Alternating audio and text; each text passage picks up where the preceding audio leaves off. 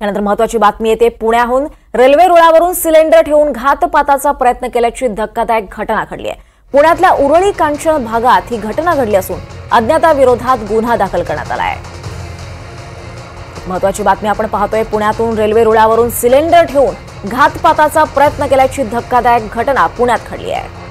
पुण्यातल्या उरळी कांचन या भागात ही घटना घडली आहे आणि या प्रकरणी आता अज्ञाताविरोधात गुन्हा देखील दाखल करण्यात आला आहे। धक्कादायक अशी घटना आहे। रेल्वे रुळावर सिलेंडर ठेवून घातपाताचा प्रयत्न केल्याची घटना घडली आहे आणि ही घटना पुण्यातल्या उरळी कांचन भागात घडली आहे आणि या प्रकरणी आता अज्ञाताविरोधात गुन्हा दाखल करण्यात आला आहे। पुण्यातल्या उरळी कांचनमध्ये ही घटना आहे। रेल्वे रुळावर सिलेंडर ठेवून घातपाताचा प्रयत्न करण्यात आला आहे।